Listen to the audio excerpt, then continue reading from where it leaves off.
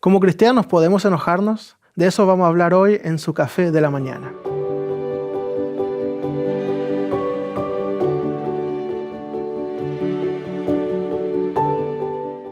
Creo que podemos decir sin equivocarnos que muchos de nosotros, quizás todos, hemos sido protagonistas o testigos de casos de ira, de enojo, de crisis, de rabia.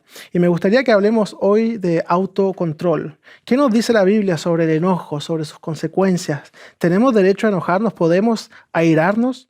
Hay varias cosas que nos pueden molestar, hacer enojar o hacer reaccionar de una forma inapropiada. Por ejemplo, golpearse el dedo pequeño del pie en la esquina de un muro, golpearse la rodilla en la oficina o el codo en la oficina, o que alguien te interrumpa cuando estás hablando o cuando estás manejando y alguien se te cruza. Esas son cosas que te pueden hacer enojar, o armar un mueble de IKEA en equipo y darte cuenta al final que lo hiciste al revés. O que tu amigo te diga que las piezas que sobraron son de repuesto. Entonces, muchas cosas que pueden hacer que uno se enoje, que uno pierda paciencia. Pero ¿qué nos aconseja la Biblia? ¿Cómo debiéramos reaccionar frente a tales situaciones? Y a situaciones quizás más fuertes con una discusión con alguien. Y una discusión que te puede hacer enojar o que te puede ofender. Primeramente, Proverbios 15:1 dice: la blanda respuesta quita la ira, mas la palabra áspera hace subir el furor. La Biblia nos enseña a ser pacificadores, a tratar de calmar la situación en vez de empeorarla. Mateo 5:9 dice: bienaventurados los pacificadores, porque ellos serán llamados hijos de Dios. Esta es una primera decisión que debemos tomar frente a la ira o frente a una situación desagradable. Es obvio que quisiéramos responder. Muchas veces responder a algo que nos parece injusto para corregir una situación que nos parece incorrecta, o justificar algo, o a veces defender algo que es indefendible, o a veces simplemente responder a algo que nos hirió. Es muy probable que muchos de nosotros hayamos vivido una situación así. Y como lo decimos probablemente muy seguido, a veces es mejor y más sabio perder una discusión, una batalla, una pelea, que perder una relación, una amistad o una reputación. Recordemos que somos también testigos vivos, testimonios vivos de quién es Jesús, de cómo Él actúa, de qué es lo que Él hace. Siendo así, todos tenemos que preguntarnos cuando hacemos algo: ¿qué es lo que haría Jesús en mi lugar? ¿Estoy haciendo algo que refleja su amor, que refleja su gracia? La herida que podemos ocasionar respondiendo bajo el enojo muchas veces es más grande que la que nos están ocasionando. Porque así es el enojo y la frustración. Se acumulan muchas veces y la discusión sube de tono cada vez y muy, muy rápidamente. Esto es una buena forma de proteger amistades. Responder con calma, proteger amistades, matrimonios, relaciones en el trabajo, relaciones en el colegio, en la iglesia. No dejar que las discusiones empeoren y que lleguen a un punto de no regreso. Pero más bien tengamos respuestas siempre suaves. Respuestas de amor y de compasión. La Biblia dice en Efesios 4:26: airaos, pero no pequéis. No se ponga el sol sobre nuestro enojo. Entonces, muy probable que mientras yo estaba hablando y les estaba diciendo que teníamos que estar tranquilos, que tratemos de hacer las cosas con calma, algunos pensaron en ese texto, diciendo: pero la Biblia nos dice que podemos airarnos, pero sin pecar. Entonces, ¿cómo entendemos ese texto bíblico? Quiero que lo veamos de esta forma. Y es muy importante entenderlo así. Lo vamos a ver con los versículos un poco más adelante en este mismo capítulo. Es una advertencia.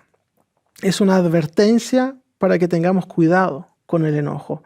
En otras palabras, si nos enojamos, si nos encontramos en una situación difícil que nos hace enojar, que tengamos miedo que ese enojo no nos lleve al pecado. Porque el enojo muchas veces es un camino justamente a hacer cosas que son incorrectas, cosas que no reflejan el amor de Jesús. Efesios 4:31 dice: quítense de vosotros toda amargura, todo enojo, ira, gritería y maledicencia, y toda malicia.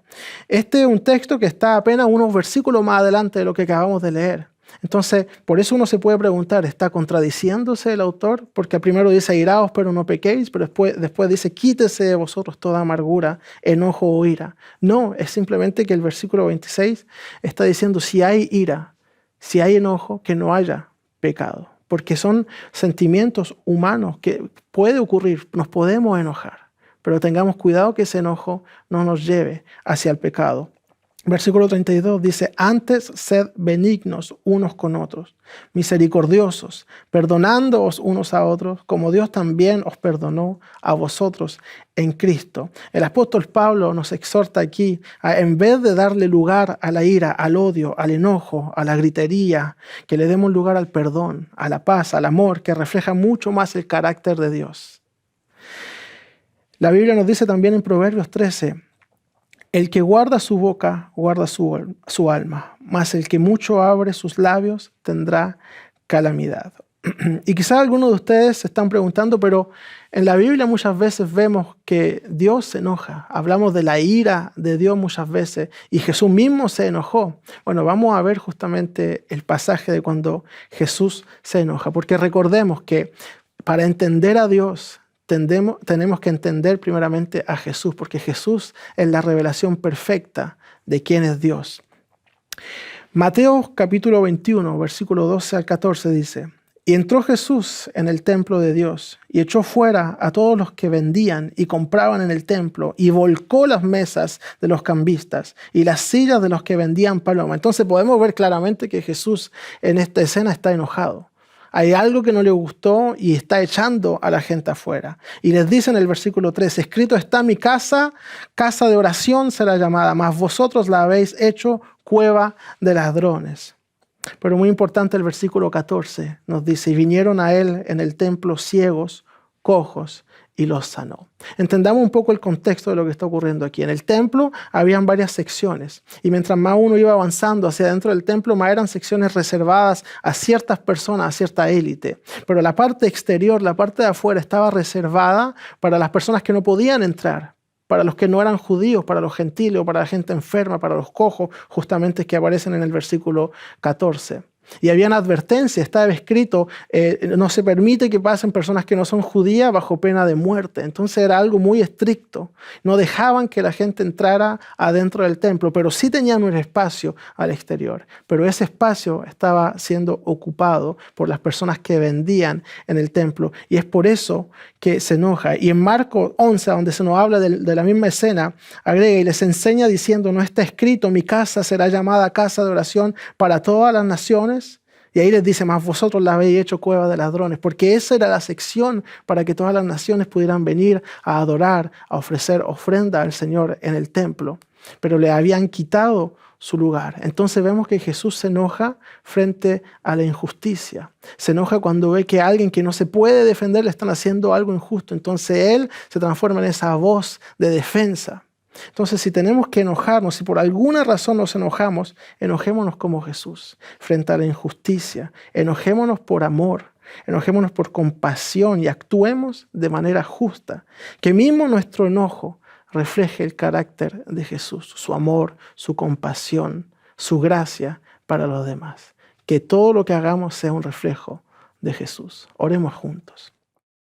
Señor, ayúdanos a ser como tú en todo tiempo. Mismo en los días más difíciles, mismo cuando todo alrededor de nosotros pareciera llevarnos hacia el enojo, el odio, la ira, que podamos siempre ser un reflejo de tu amor, de tu compasión, de tu gracia y de tu perdón, Señor.